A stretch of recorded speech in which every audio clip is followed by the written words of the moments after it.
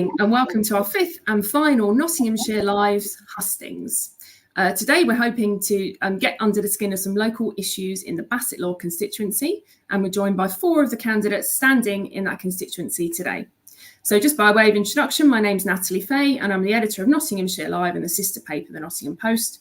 I'm joined by our agenda editor, Oliver Pridmore, who has been speaking to people out in the constituency and will be posing the questions to the candidates today. So our candidates know the rules of the debate, but for the benefit of the audience, we are going to start with some opening statements, which will be no longer than 1 minute each. And we'll then move on to the questions, which the candidates are again going to answer with 1 minute each. But we're hoping to open up the debate and get some really good discussion going of thorny local issues. We want to make sure everyone has a fair chance to speak, so we'll be going around the room in a different order every time, just to keep everyone on their toes. And candidates will also be given the right to reply if I deem it necessary, of course. So for the audience, you'll be able to leave comments on this broadcast, but we are not taking questions from our audience today. So just as a reminder, the candidates standing in Bassetlaw are Brendan Clark-Smith for the Conservative Party, Rachel Reeves for the Green Party, Helen Tamblyn-Saville for the Liberal Democrats, Frank Ward for Reform UK, and Joe White for the Labour Party. So today we're joined by four of the candidates who you can see here, and we'll hear their opening statements shortly. Unfortunately, Frank Ward of Reform UK could not make it, and he hasn't provided us with an opening statement to read out.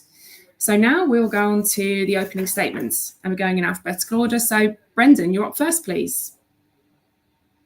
You will need to unmute your microphone. Thank you very much. Well, I'm the first Conservative Member of Parliament for Bassetlaw since the 1920s. And I think what we've shown in the last 4.5 years that how important your MP actually is to getting the best for the area. Now, we've had unprecedented investment. We've had £17.6 million for a brand new accident and emergency department at Bassetlaw Hospital. And that also means the return of children's care at evenings and weekends and overnight, so you don't have to go to Doncaster. We've had over £60 million for our town centres in levelling up money. And we've also seen the world-renowned Step Fusion project come into the area that is worth billions. And what I want to do is continue that success now as your Member of Parliament. Next, I want a new police station. But I think I've shown that a Conservative MP who's hardworking, who's available and is prepared to put his community before party politics is the best way forward. And if you re-elect me, I can promise you more of the same. Thanks very much. Rachel, you're also on mute. Hi, I'm Rachel Reeves. I'm from Retford, and I got pulled into politics because I feel like we're facing so many massive issues at the moment, including climate change, which is obviously the big one for me. But I feel like our kids are going into a world where they're facing fewer opportunities than we had as young people, which isn't right. We need to stop going backwards. And I chose the Greens because I feel like they've got the best plan for the future, for a future with real hope and real change in it. So if you want those things too, then vote Green. Thanks. Thanks very much. Helen, over to you.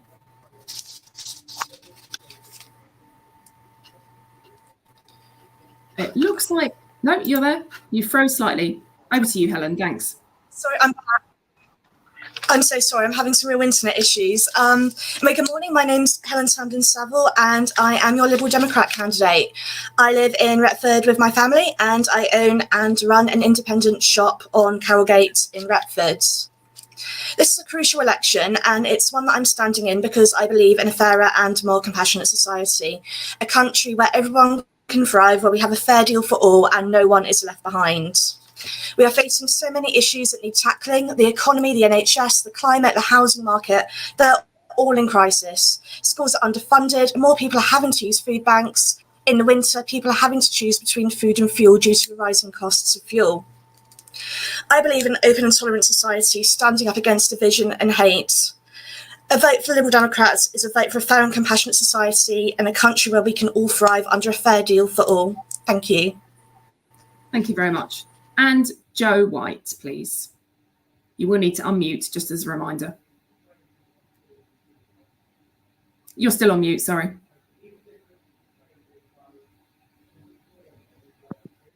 I grew up in a large family, 4 boys and 1 girl. Money was tight and we regularly chose between paying for food or heat. I was born when my dad was serving at RAF Rittering. My mother was a midwife and she taught me to grab every opportunity, every chance, but she also taught me that I should use those opportunities to make positive change for others. I could not stay silent. My duty is to serve is in my blood. The government in Westminster and Whitehall is in chaos. The country is in a mess. We cannot go on like this. We need to kickstart our economy, make Britain a clean energy superpower, take back our streets, break down the barriers to opportunity, and build an NHS for the future. It is time for change. Thanks very much, Jo. And now we'll move on to the questions. So, Oliver, over to you for the first question. And I do apologise if we have a little bit of background noise. We're having some work done our office, as you can see from the scaffolding, but we'll just have to work through it. Yeah, good morning. Thank you all again for joining us. And I wanted to start off with the NHS, because earlier this year we saw the Care Quality Commission downgrade Bassetlaw District Hospital from good to requiring improvement. So what would you all do to make sure that those improvements are delivered? Brendan, we'll come to you first, please, on that one.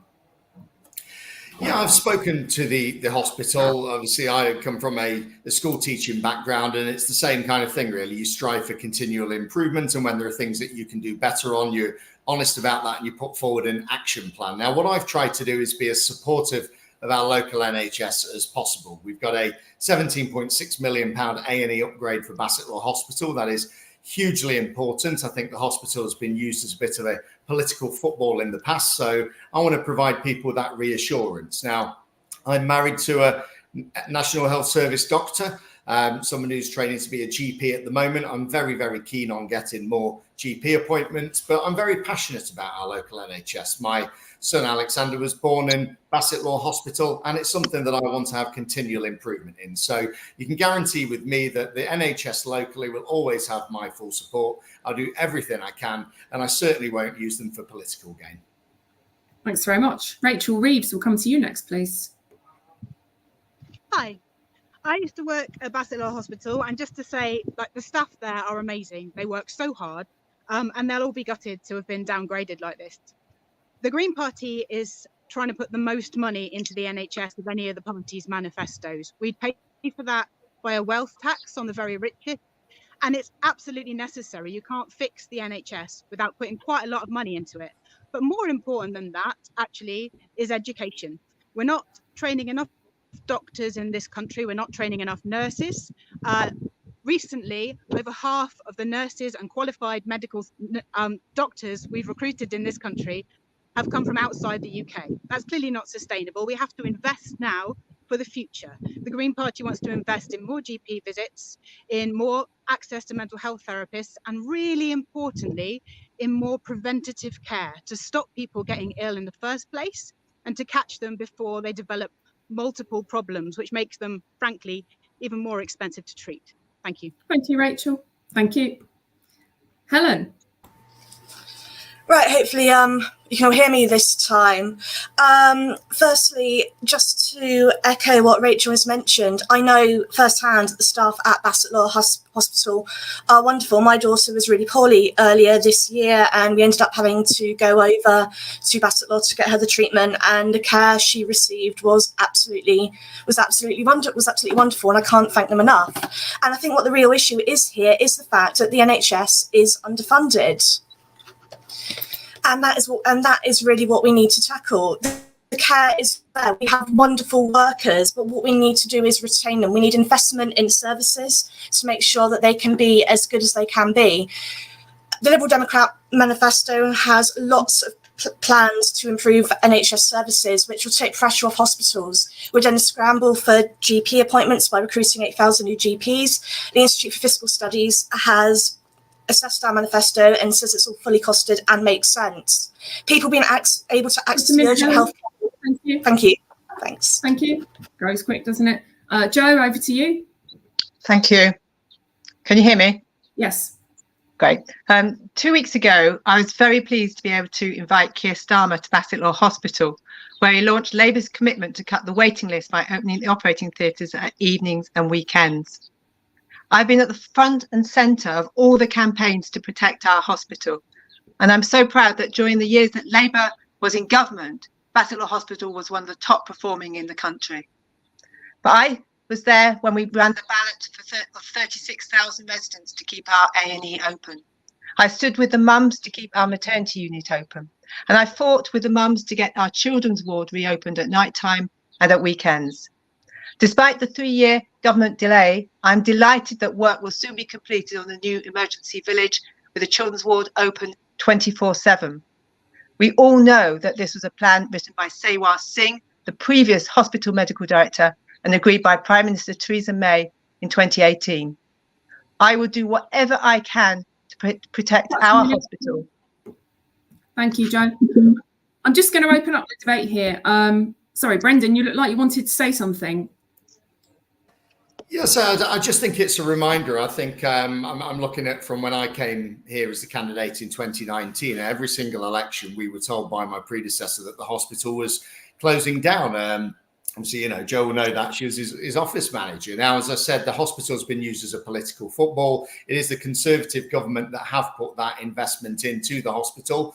We've got Doncaster Royal Infirmary up the road. Obviously, I know Nick Fletcher next door to us has campaigned incredibly hard for that. So in the future, I think that's something I'd like to do. But certainly with our trust, again, it's been very difficult for them to recruit staff over the years, mainly because of some of the things that have been put out about the hospital. So what I would say is, again, what people want is a hospital that works. They want a hospital that's local. They want a hospital that's open when they need it. What they don't want is politicians sort of jumping in and out. Now, regardless of who it is that's put the money in for it, I can assure them that I'll be working with that hospital and making sure that it continues to be fantastic for local people. But I think certainly going over and sort of this revisionist view of history with it probably needs correcting a little. Jo, you were shaking your head there. Do you want to come back? Yes, it's the people who won the campaigns to keep our hospital open. It's the people who back our hospital, and I will always back and support our hospital. I want to work in partnership with our hospital to ensure that we get it to the very best, so that people who are proud of it, but that we can be even more proud of what we have in Bassetlaw. Helen or Rachel, did you want to come in at all? Yeah, obviously it's great that Bassetlaw Hospital is doing well. But all the capital investment in the world doesn't make a difference if you haven't got the people to staff the wards and run the theatres. And I think that's where we're really falling down. We need to pay NHS staff appropriately so that they stay in the jobs they've been trained for. And we need to train them to do those jobs in the first place. And in terms of local services, I personally was really gutted when they closed the mental health inpatient ward at Bassetlaw, moved them to Mansfield, because it's so important if you've got a mental health condition to be close to your family so they can visit you. And transport networks to here, Mansfield, where I am at the moment, are a nightmare. Thank you. So, Rachel, you mentioned we need to pay the staff properly. How would you fund that? I think I mentioned in my blurb, the Green Party is the most ambitious party when it comes to funding our manifesto. We plan on putting a wealth tax on those in society who can most afford it. So that's a 1% tax on people with wealth of over 10 million and a 2% on billionaires. It's been done in other countries and it's worked, and we think it's a way of redistributing some of the wealth in our society so that everybody can have a fairer, more equal place to live, and we'll all be happier for it. I'm interested to hear others' thoughts if anyone wants to jump in on the funding issue, because it is maybe the number one issue affecting our NHS. How are we going to pay for all of this? I will say something. Labour will tax the non-doms.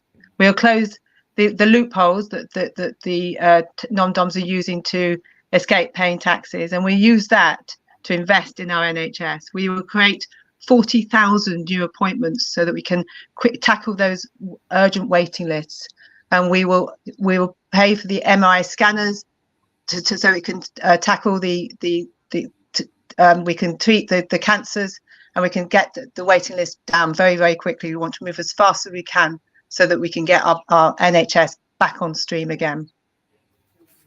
Okay. Yeah, Brendan. Thank you. I'd just say, actually, I think when we talk about funding, it misses the point sometimes. A lot of people make a lot about the 350 million on the side of a bus during the Brexit campaign. The NHS has actually had double that, around 700 million odd a week. So certainly funding is not the only issue. I think as Rachel and others have mentioned, it actually retaining, recruiting staff, that is a big issue. But certainly locally, it's actually capacity that's one of the biggest things we struggle with, certainly with GP appointments.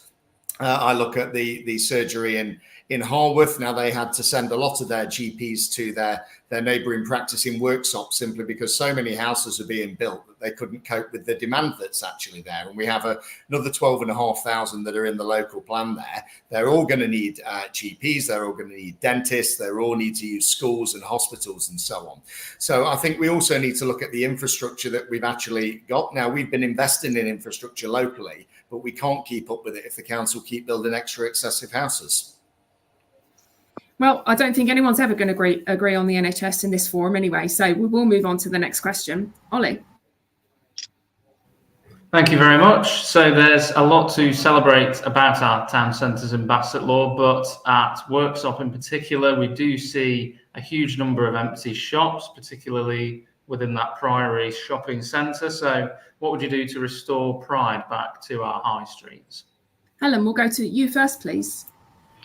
Unsurprisingly, this is something that I have a particular interest in, being that I own a high street business myself. I own an independent shop, and I absolutely hear everybody's concerns about the dying high street. We have some empty shops in Retford, and certainly Worksop has even more. And what we really need to do, we need more independent shops, more independent businesses to boost that local economy, and we need to have pride in our high streets. So Liberal Democrats would look at business rate reform. Business rates as they are right now make it very, very difficult for small businesses to expand, scale up, bring new, move on to a bigger, better placed unit, etc. So we would reform that in order to make it easier for smaller businesses to expand. But then you've got the broken window effect as well, the antisocial behaviour. When things are being talked down, when things are closing, it attracts antisocial behaviour, and things like community policing, just to try to stop that, cleaning up the towns, keeping them looking lovely, all of that makes them pleasant places. Thank you. Thanks very much. Joe. Out-of-town shopping like Meadowhall was a death knell for our town centres. And online shopping put on steroids by COVID has meant that online shopping has become the automatic shopping route of choice. All town centres have suffered, and action must be taken. In Bassetlaw, the closure of our 3 police stations by this government hasn't helped. The regeneration of our town centres is reliant on shopkeepers like Helen. And I will get a banking hub for Retford. Sort out the business rate so that the playing fields are level for town centre businesses. They need to compete with the online companies, not flattened by them. And make our town centres safe again. This must be tackled head on, with police back on the beat, and the scrapping of the £200 rule that stops shoplifters from being prosecuted. And we need to seek new right to buy options to get empty pubs and shops reopened, including putting them into community use. Thanks very much. Brendan? Yeah, I think one of the first things that I did when I was elected as Member of Parliament is I promised that I wanted a high street office. I moved into an old school uniform shop in Worksop, and there's a lot of derelict buildings. And I think one of the main things that we need to do now is to actually increase the footfall, and we need to make sure people are comfortable going back into the town centres. And Worksop particularly, I remember the antisocial behaviour problems around the trade o'clock and so on.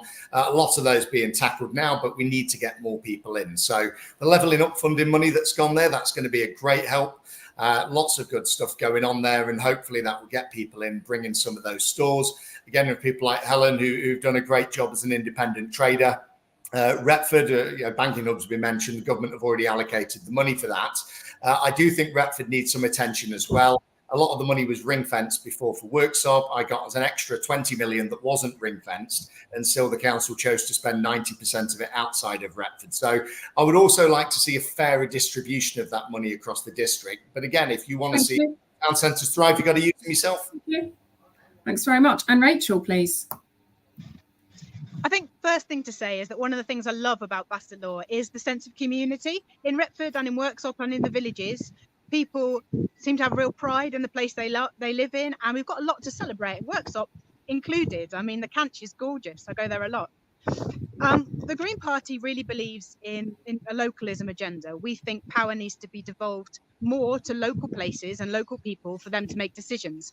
That includes funding small businesses. So we'd like to see regional banks set up to drive investments in SMEs and in co-ops. We're very big in community-owned assets. Things like community-owned energy, for example, would be a great way of keeping the wealth that we generate in an area, and really using that community pride to our benefit.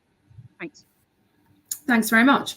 I just want to open the debate up on the issue of shoplifting. Somebody mentioned that in their answer just then. It's a huge issue that affects pride in the high street. Residents are concerned about it. It obviously directly affects business owners, large and small. Anyone can jump in. How do you think we should start tackling this issue, which seems to be growing?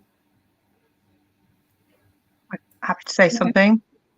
I visited shops recently in Worksop, and it was horrific. One shop told me that they get at least 5 shoplifting incidents every day.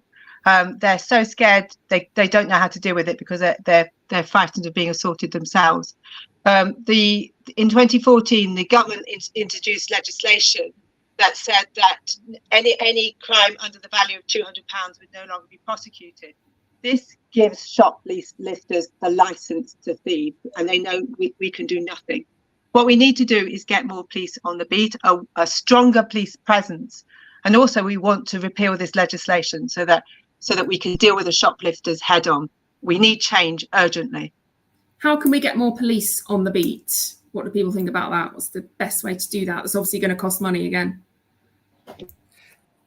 Yeah, it does, and that is important. And again, I would like a police station back in Bassetlaw. And one of the problems is when you want to nick somebody, you've got to take them to Mansfield or Nottingham because that's where the cells are. Now that takes a couple of officers away, takes them a couple of hours, they waste a lot of their time there. We have moved away from the old-fashioned style where you had your village policeman. But what you do get is you get a very good rapid response team now. I've actually been out there in the car with them. Should say as an observer, they didn't nick me for anything.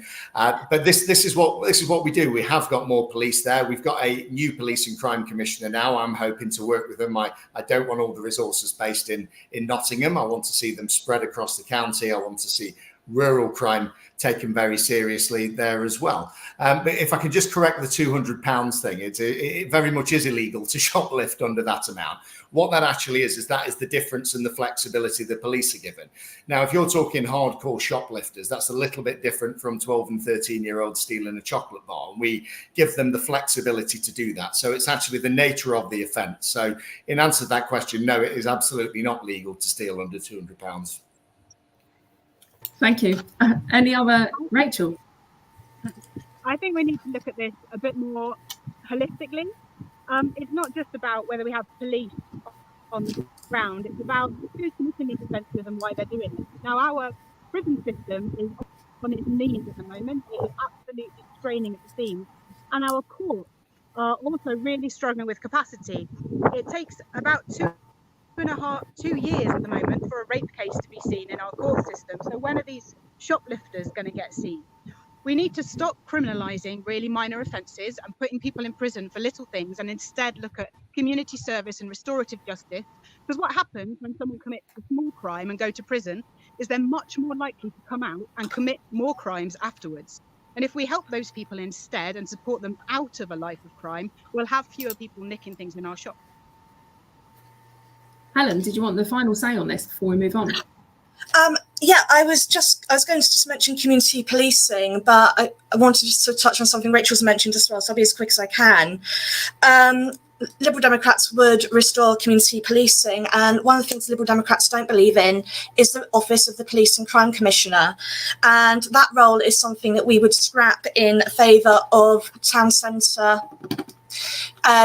boards instead made up of councillors, local people, and restore that money to frontline frontline policing.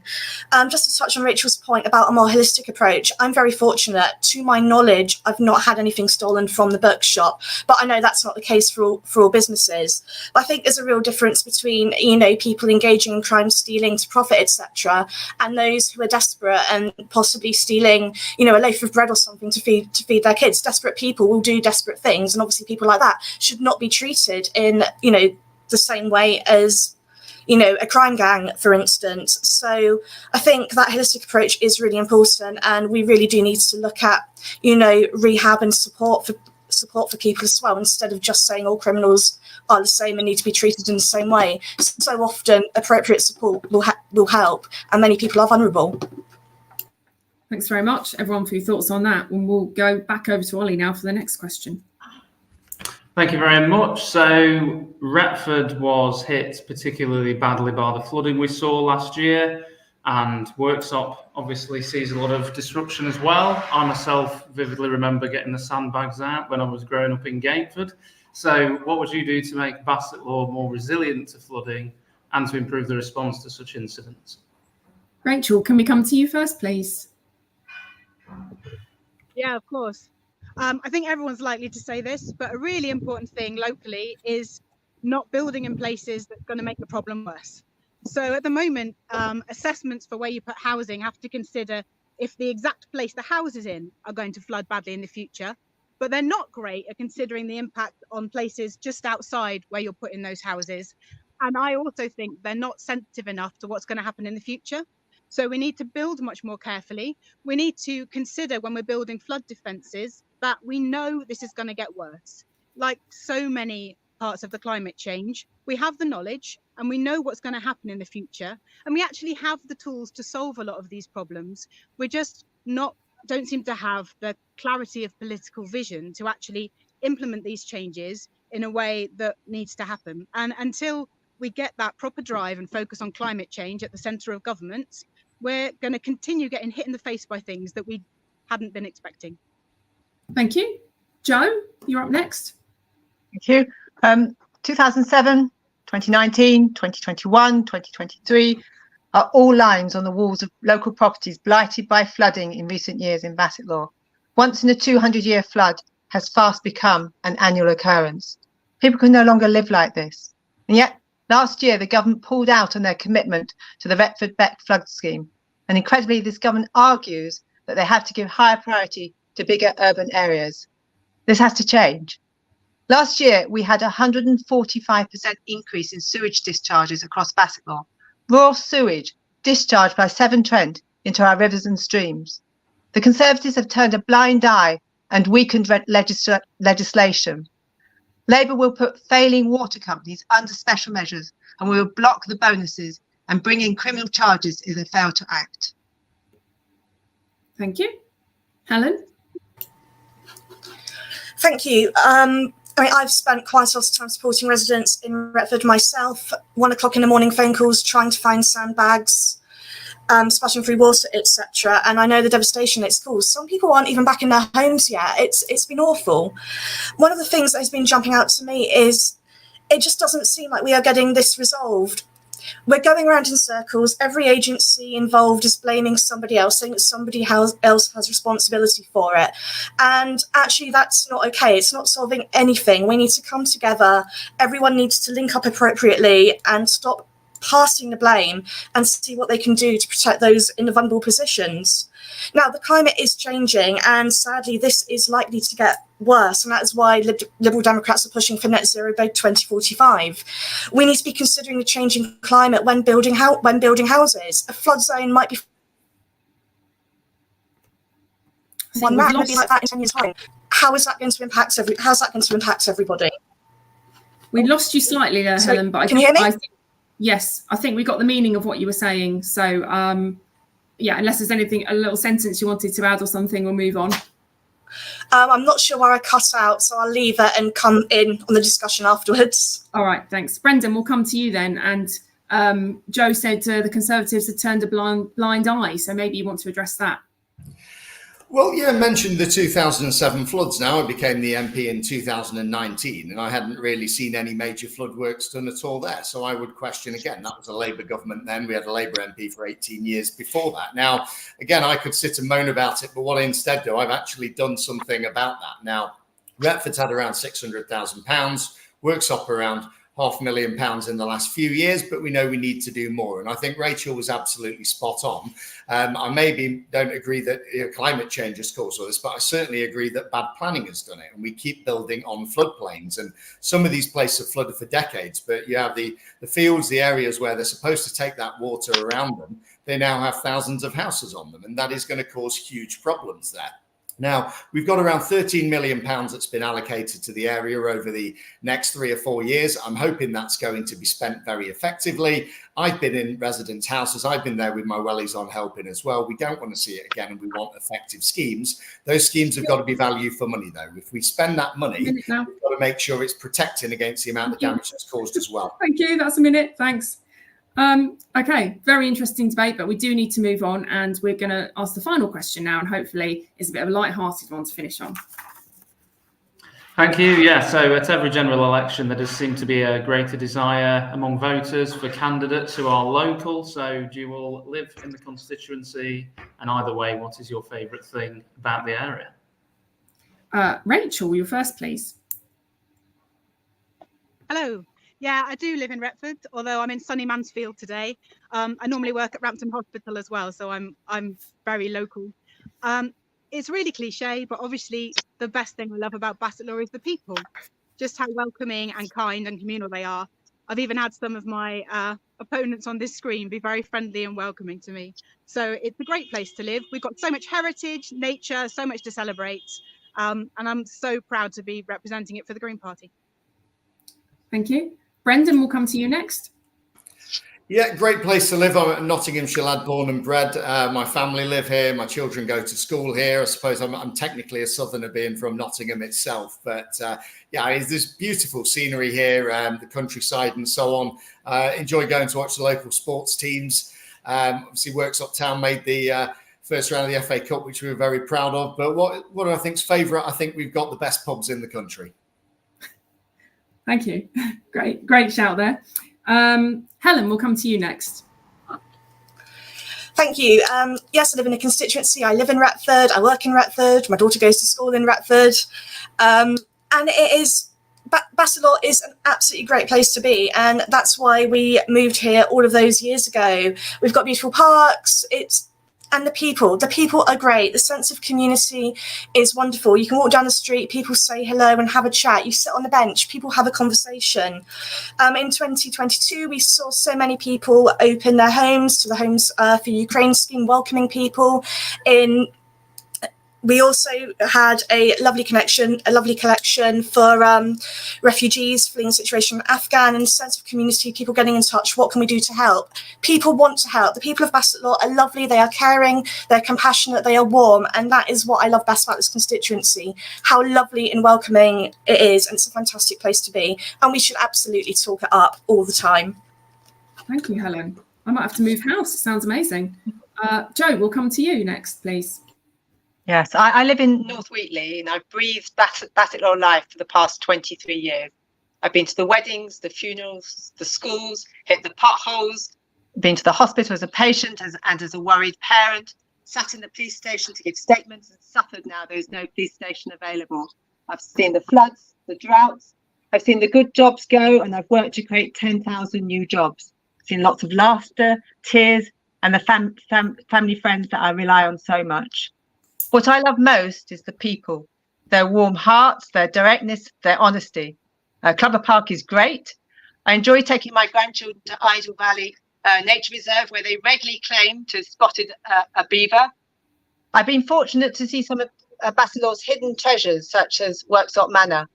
And I never tire of telling the story of the Mayflower Pilgrims. And it's my pleasure to enter my 24th year of living in Bassetlaw. Thanks very much. I'm astounded your children have seen a beaver. I've never seen a beaver at that age. They haven't. They haven't. They do exist there, though, don't they? Oh, yeah. Yes, definitely. Right, well, that's all we've got time for today, everybody. So we're just going to finish off with some closing statements, and we'll do those again in alphabetical order. So Brendan, you'll be up first with that, please.